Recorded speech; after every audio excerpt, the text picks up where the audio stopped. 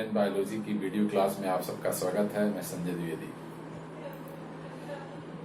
आज से पहले फोटोसिंथेसिस के लिए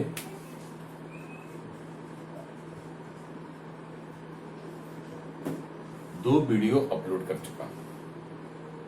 वह दोनों वीडियो फोटोसिंथेसिस को, उसकी मैकेनिज्म को समझने के लिए जरूरी था। फिर भी यदि वो दो वीडियो आप नहीं भी समझ पाए तब भी मैं आपको एश्योर कर रहा हूं, अब से जो भी वीडियो मैं फोटोसिंथेसिस के मैकेनिज्म पे अपलोड करूं उसमें हमारी कही हुई बातों को ध्यान से सुनें, बोर्ड पे लिखी हुई चीजों को ध्यान से देखें। मैं आपको गारंटी देता हूं कि आपको फोटोसिंथेसिस दोबारा पढ़ने की जरूरत नहीं पड़ेगी।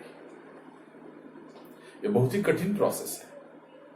इस चैप्टर को समझने के लिए इसके टर्म आने और इसकी मैकेनिज्म को फाइनली समझने में 100 साल लग गए। अब आप समझ सकते हैं कि 100 साल में 4-5 पीढ़ियां लगी होंगी वैज्ञानिकों की इस प्रोसेस को रिकॉग्नाइज करने में, इसके स्टेप बाय स्टेप समझने में। हम पिछले वीडियो लेक्चर में बताए कि फोटोसिंथेसिस में सिंथेसिस ऑफ फूड होना है। फिर भी इन प्रेजेंस ऑफ लाइट होने के बावजूद जो फूड ग्लूकोज के फॉर्म में है उसको सिंथेसाइज होने के लिए लाइट की जरूरत नहीं थी। इसको एक्सपेरिमेंटली प्रूव करने के लिए भी हमने सारी बातें बताई थी कि लाइट और डार्क रिएक्शन फोटोसिंथेसिस प्रोसेस में एग्जिस्ट करती है। इसको 3 एक्सपेरिमेंट एक्सप्लेन कर लेते हैं और वो 3 एक्सपेरिमेंट मैं फिर से दोहरा रहा हूं। वार्बर का experiment, flashing light experiment on chlorella. दूसरा, ब्लैकमैन के द्वारा बताया हुआ Q10 की वैल्यू, टेम्परेचर कोएफिशिएंट की वैल्यू, लाइट रिएक्शन के लिए 1, डार्क रिएक्शन के लिए 2।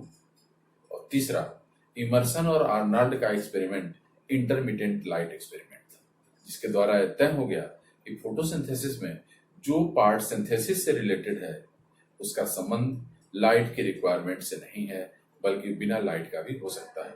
और हम दैट पार्ट को, उसी पार्ट को डार्क रिएक्शन के नाम से जानते हैं। एक बात, जब फोटोसिंथेसिस की मैकेनिज्म पढ़नी होती है तो हम बताएं कि कॉम्प्लेक्स प्रोसेस होने के नाते इसके 2 पार्ट कर दिए जाते हैं और पहले पार्ट का नाम लाइट रिएक्शन है, दूसरे पार्ट का नाम डार्क रिएक्शन है। पहला पार्ट जो लाइट रिएक्शन है, इसको होने के लिए लाइट का होना जरूरी। डार्क रिएक्शन जो दूसरा पार्ट है, उसको होने के लिए लाइट का होना जरूरी नहीं है। The steps of dark reaction do not require the presence of light, but may occur in presence of light. उनको जरूरत नहीं है लेकिन लाइट की प्रेजेंस होगा। अभी हम पहले स्टेप को लेते हैं। पहला स्टेप लाइट रिएक्शन है। लाइट रिएक्शन का ही प्रोडक्ट डार्क रिएक्शन के लिए जरूरी है, इसलिए डार्क रिएक्शन पहले न चलकर पहले फोटोसिंथेसिस में लाइट रिएक्शन चलती है।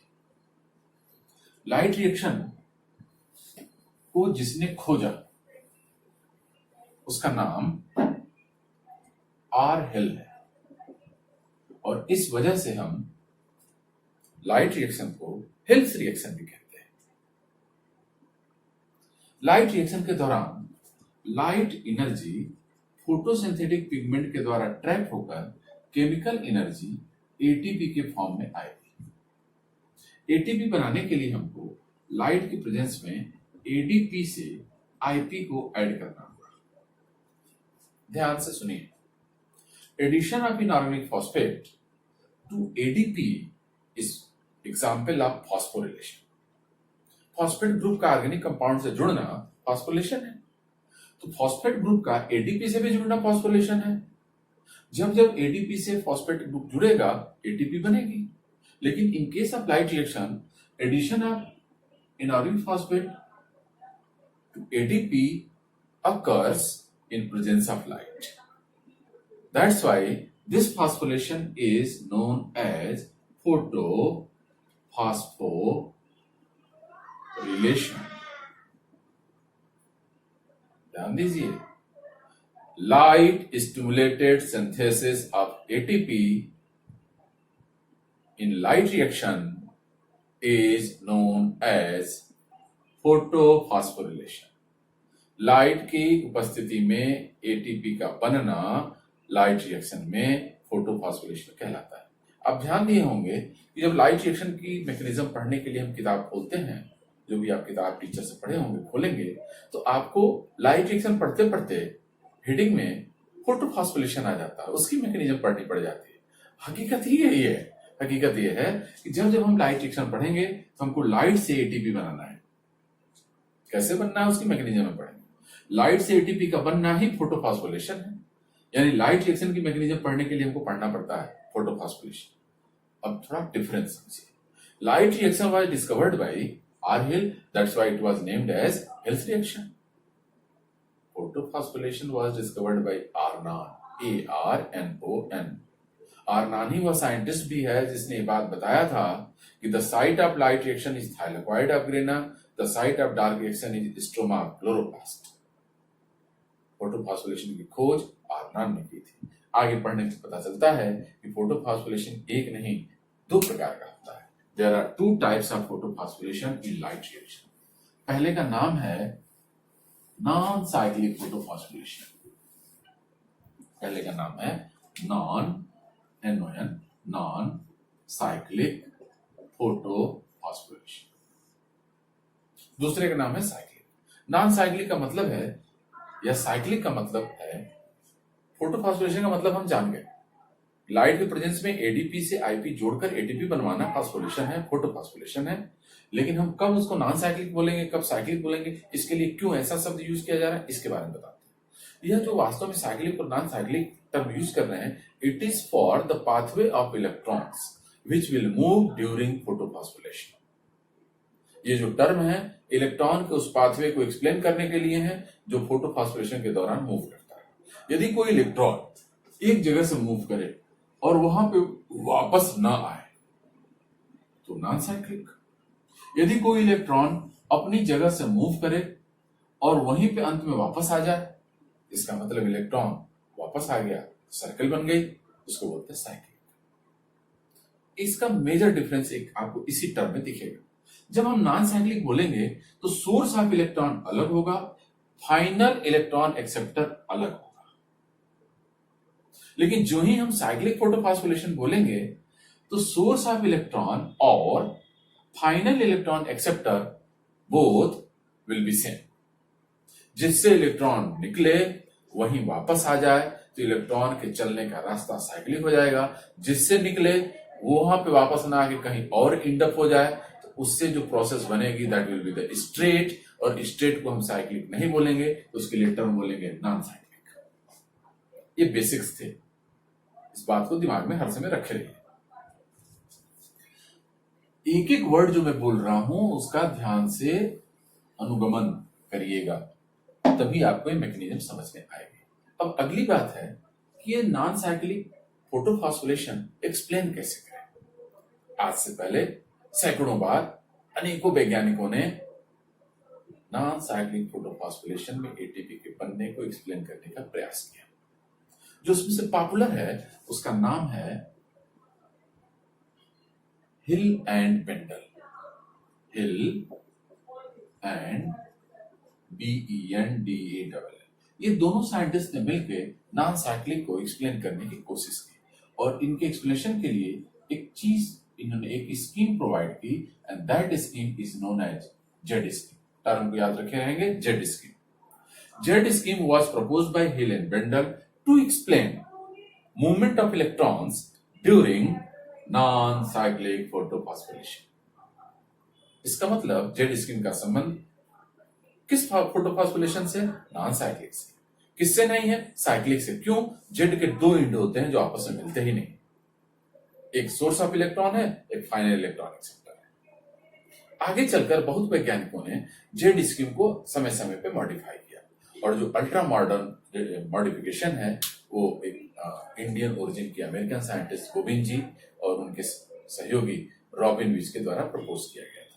मैं उसको फॉलो करते हुए आपको बिल्कुल सिंप्लीफाई करके बता दूंगा। इस प्रोसेस के दौरान, यानी नॉन साइक्लिक फोटोफॉस्फोरिलेशन के दौरान, इलेक्ट्रॉन कहां से आता है? इलेक्ट्रॉन वाटर मॉलिक्यूल से आता है। वाटर मॉलिक्यूल डिसोसिएट होकर दो proton 2H+ plus 2 hydroxyl ion में बदल जाता है।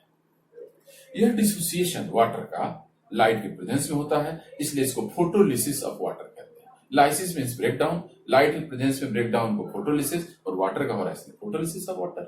Photolysis of water is catalysed by manganese and chloride ions. The enzyme responsible for photolysis of water is SN state enzyme complex।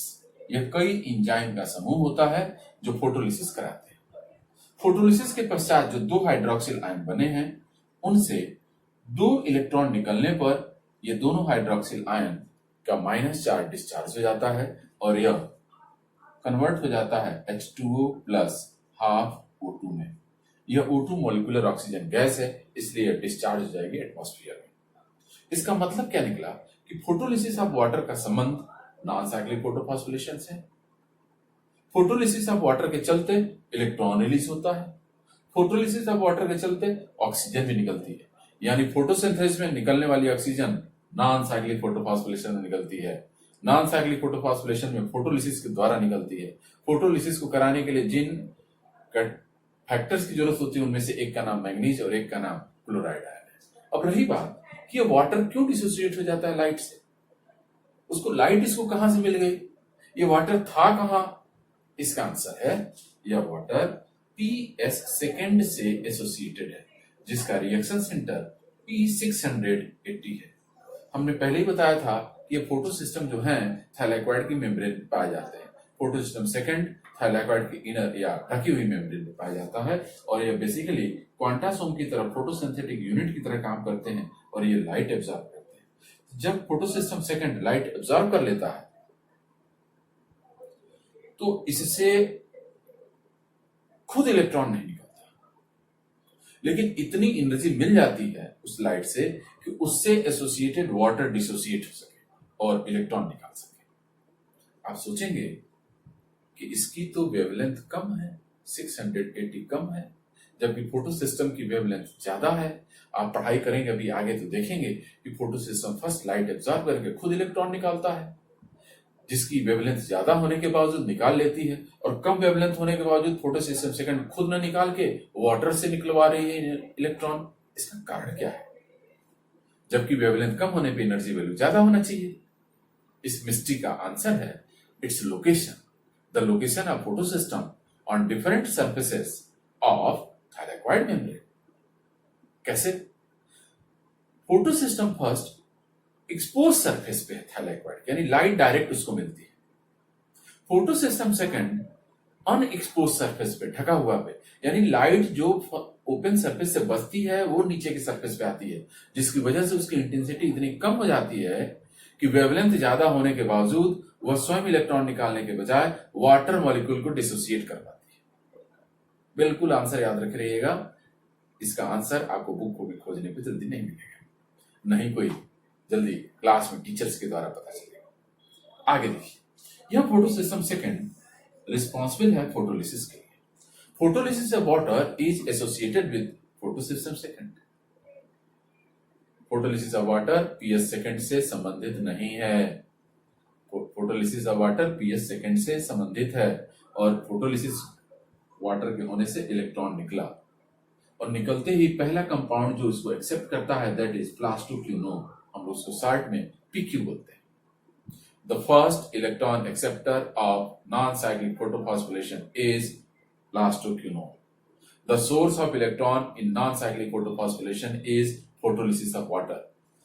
इस प्लास्टोक्विनोन से electron अपने low level पे उपलब्ध electron carrier cytochrome B6 को मिलता है। साइटोक्रोम B6 से electron वापस अपने से लो लेवल पे उपलब्ध साइटोक्रोम F को मिलता है। Cytochromes are electron carrier. जब इलेक्ट्रॉन का मूवमेंट साइटोक्रोम B6 से और साइटोक्रोम F के बीच होता है, उसी दौरान ADP IP से जुड़कर ATP बनाती है। ध्यान दीजिए, बोर्ड पे ध्यान से देखिए, लाइट के प्रेजेंस में ADP का IP से जुड़कर ATP में बदलना फोटोफॉस्फोरिलेशन। फोटोफॉस्फोरिलेशन हो गई when electrons move in between cytochrome B6 to cytochrome F। Cytochrome F से इलेक्ट्रॉन अपने से लो लेवल पे उपलब्ध एक अलग इलेक्ट्रॉन कैरियर जिसमें कॉपर होता है, प्लास्टोसाइनिन कहते हैं, उसके पास रहता है। प्लास्टोसाइनिन से इलेक्ट्रॉन निकलने के बाद PS फर्स्ट के पास जाता है जिसका रिएक्शन सेंटर P700 है और यह खुद लाइट को एब्जॉर्ब करती है। यहां से PQ से लेकर PS फर्स्ट तक का जो इलेक्ट्रॉन का मूवमेंट हुआ यह नीचे की तरफ, देखिए ग्राफ में नीचे की तरफ हो रहा है और इसको हम लोग डाउन हिल रिएक्शन कहते हैं। एक तरह से ध्यान दें तो 680 के आगे प्रोसेस ड्रॉप कर रही है और it was described as red drop by Emerson and Lewis. 680 से आगे जाने पर ऑक्सीजन के इवोल्यूशन या फोटोसिंथेटिक रेट में होने वाली गिरावट को ही हम रेड ड्रॉप, यानी जो यहाँ डाउन हिल है वही इमर्सन के लिए रेड ड्रॉप था। अब देखिए फोटो सिस्टम सेकंड भी लाइट एब्जॉर्ब कर रहा है, फर्स्ट भी एब्जॉर्ब कर रहा है, यानी दो प्रकार की लाइट एब्जॉर्ब कर रही है। जब दो प्रकार की लाइट को एक्सपेरिमेंट में कंसीडर किया जाए तो उनको हम सिंक्रोनस कहते हैं और सिंक्रोनस लाइट का यूज करने पर इमर्सन ने पाया था कि उसका इफेक्ट सिनर्जेटिक था, यानी बहुत ज्यादा था। यह जो इफेक्ट है इलेक्ट्रॉन के डिस्चार्ज का वो बहुत ही हाई लेवल पे जाता है और वहां इलेक्ट्रॉन जिसके द्वारा रिसीव होता है उसको हम फेरोडॉक्सिन रिड्यूसिंग सब्सटेंस कहते हैं। हम शार्ट में लिखे हैं FRS, फेरोडॉक्सिन रिड्यूसिंग सब्सटेंस।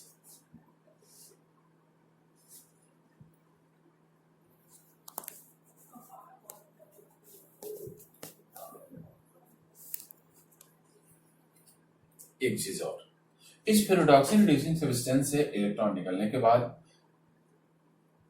ऑक्सीडाइज होने पे फेरोडॉक्सिन को मिलता है FD, फेरोडॉक्सिन FD है। इसकी भी विशेषता सुन लीजिए हमसे।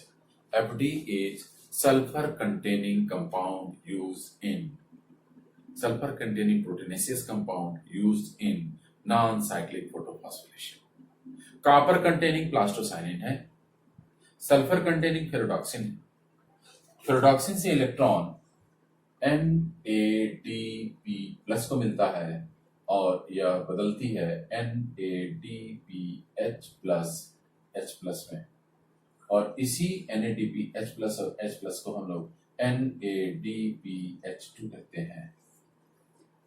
इस तरह से final electron acceptor NADP plus हुआ। NADP प्लस को पूरा नाम है oxidised nicotinamide adenine dinucleotide phosphate. इसको हम कोएंजाइम सेकेंड भी कहते हैं।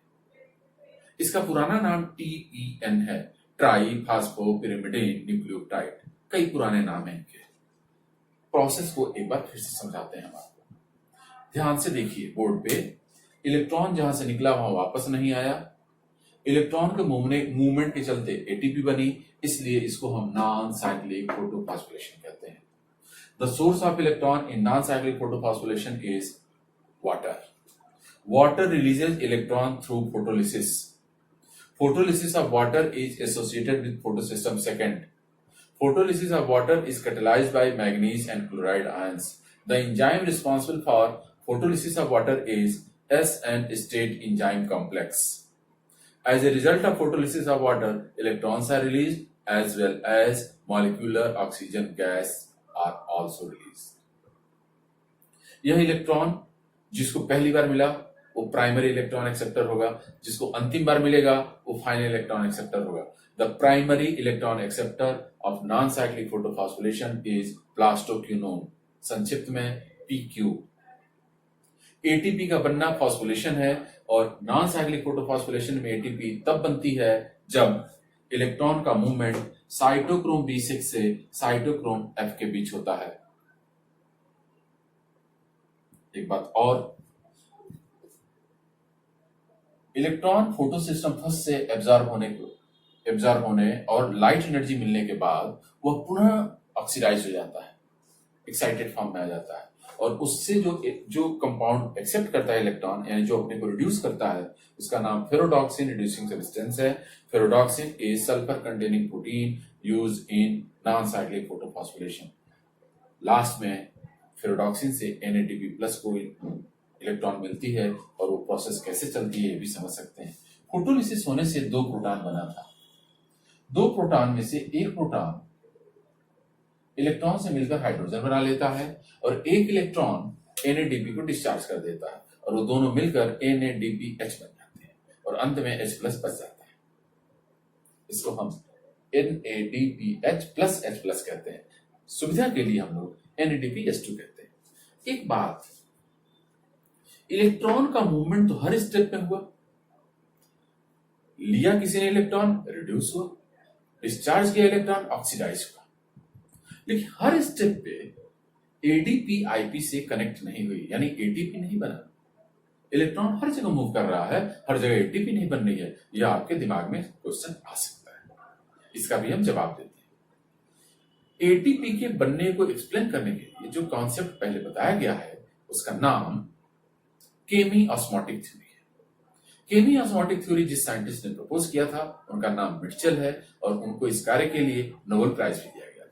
According to chemiosmotic theory, electrons always move from high proton gradient to low proton gradient। ये सही बात है। इलेक्ट्रॉन का मूवमेंट सदैव हाई प्रोटॉन ग्रेडियंट से लो प्रोटॉन ग्रेडियंट या लो रिडॉक्स पोटेंशियल से हाई रिडॉक्स पोटेंशियल होता है। जब इलेक्ट्रॉन का movement high to low proton gradient पे हो और उनके बीच का डिफरेंस +0.3 इलेक्ट्रॉन वोल्ट या उससे अधिक हो, ATP बन जाती है। यदि उससे कम हो तो ATP नहीं बनती, इलेक्ट्रॉन आगे मूव कर जाता है, अट्रैक्शन फोर्स उसको मिल जाता है। इसका मतलब है sufficient amount of proton gradient to synthesize ATP was available only when electrons move in between cytochrome B6 to cytochrome F. That's why there is formation of ATP. In other steps, there was gradient in proton potential, but it was not sufficient to produce ATP.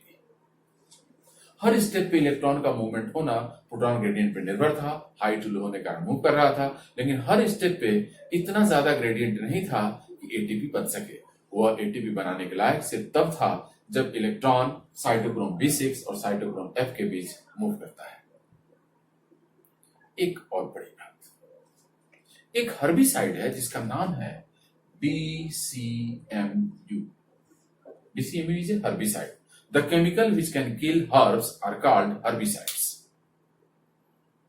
DCMU का पूरा नाम है डाइक्लोरोफेनिल dimethyl urea. हम repeat कर रहे हैं, आप लिख सकते हैं डाइक्लोरोफेनिल डाइमेथिल। ये नॉन साइक्लिक प्रोसेस के लिए इलेक्ट्रॉन अवेलेबल नहीं होता और ये प्रोसेस रुक जाती है। और इसके रुकने से लाइट रिएक्शन रुक जाता है, उसके रुकने से डार्क रिएक्शन रुक जाता है, उसके रुकने से फोटोसिंथेसिस रुक जाती है और वह पौधा एक्सपायर कर जाता है। Application of DCMU can inhibit non cyclic photophosphorylation. Application of DCMU can not inhibit cyclic photophosphorylation because in case of cyclic photophosphorylation there is no photolysis of water. ध्यान रखिए, जिनके पास फोटो सिस्टम सेकेंड नहीं होगा वो photolysis नहीं करेंगे। Bacteria के सिर्फ एक ही फोटो सिस्टम होता है, PS फर्स्ट, और वो फोटोलिसिस ऑफ वाटर नहीं कर सकता। इसीलिए बैक्टीरिया लोग ऑक्सीजन का एवोल्यूशन नहीं देते।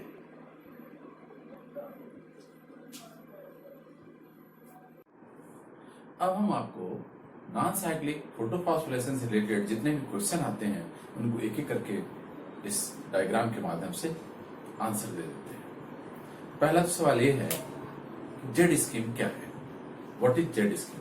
आंसर है, Z scheme is a scheme to explain the pathway of electrons in non-cyclic photosphorylation.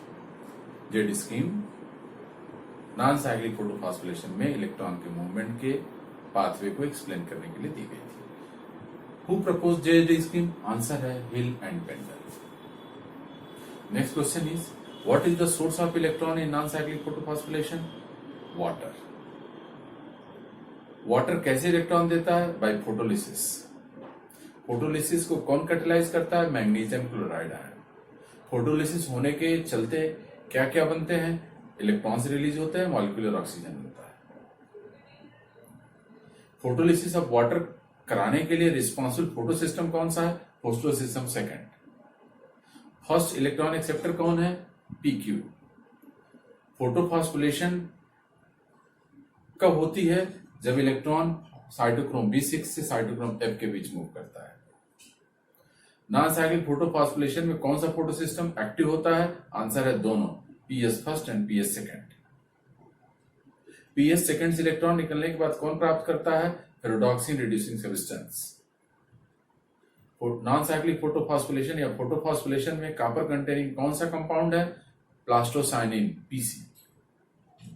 Non photophosphorylation के दौरान यूज होने वाला सल्फर कंटेनिंग प्रोटीनेसियस कंपाउंड कौन सा है? फेरोडॉक्सिन। वीडियो का कुछ पार्ट मिस हो जाने के कारण फिर से हमको बनाना पड़ रहा है। हम अभी जो बात बोल रहे थे कि नॉन साइक्लिक फोटोफॉस्फोरिलेशन में जो क्वेश्चन आएंगे उसमें से सल्फर कंटेनिंग प्रोटीनेसियस कंपाउंड कौन है? तो आंसर था ferredoxin. Final electron acceptor of non cyclic photophosphorylation is molecules of NADP+। इसी को हम कोएंजाइम सेकेंड में कहते हैं। As a result of non cyclic photophosphorylation, 3 products are and molecules of NADPH2. These two ATP and NADPH2 are used for conversion of carbon dioxide gas into glucose during Dark reaction. Last में बात यह है कि एक herbicide जिसका नाम DCMU है, DCMU है, इसका पूरा नाम डाई क्लोरोफेनिल डाईमेथिल यूरिया है। इसको अप्लाई करने पे फोटोलिसिस इनहिबिट हो जाती है। फोटोलिसिस इनहिबिट होने से इलेक्ट्रॉन का रिलीज नहीं होता। इलेक्ट्रॉन का रिलीज नहीं होने से नॉन साइक्लिक फोटोफॉस्फोरिलेशन इनहिबिट हो जाती है। यानी application of DCMU inhibits non cyclic photophosphorylation by inhibiting photolysis of water. अब अगला थोड़ा और हायर लेवल का सवाल है कि फोटोलिसिस ऑफ वाटर में DCMU क्या इफेक्ट दिखाता है? तो आंसर है DCMU inhibits release of electron from water and also evolution of oxygen। एक नया सवाल पूछा जाएगा कि DCMU किस फोटो सिस्टम को इनहिबिट करता है? तो DCMU उस फोटो सिस्टम को इनहिबिट करेगा जिसका संबंध फोटोलिसिस ऑफ वाटर से होगा, और आंसर है फोटो सिस्टम सेकेंड। अब हम अगले फोटोफॉस्फोरिलेशन के बारे में पढ़ेंगे।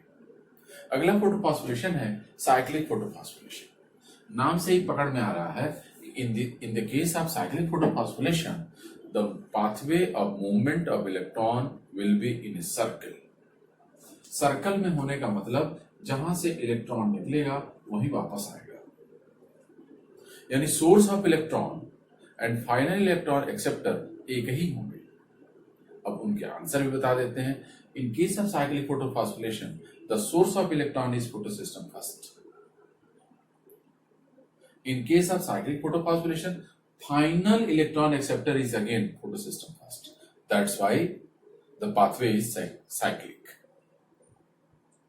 यहाँ ध्यान देना है, in case of cyclic photophosphorylation, there is no functional photosystem second।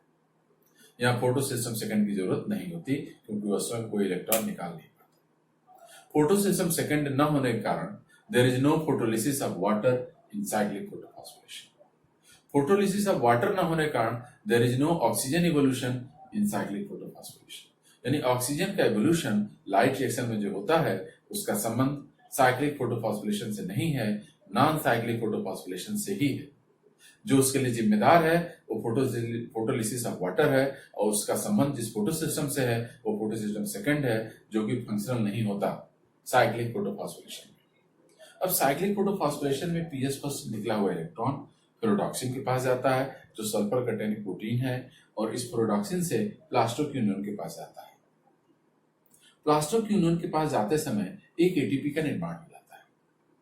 Plastoquinone से साइटोक्रोम B6, साइटोक्रोम B6 से साइटोक्रोम F, और पुनः एक एटीपी का निर्माण होता है। यानी साइक्लिक फोटोफॉस्फोरिलेशन में फॉस्फोरिलेशन 2 स्टेप में होती है। When electron moves in between ferredoxin to plastoquinone and in between cytochrome B6 to cytochrome F। Cytochrome F के बाद प्लास्टोसाइनिन, प्लास्टोसाइनिन के पास वापस फोटोसिस्टम फर्स्ट के पास आ जाता है। अब दोनों की कंपैरिजन समझ लीजिए। पहला तो ये बात कि कब साइक्लिक होगी, कब नॉन साइक्लिक होगी,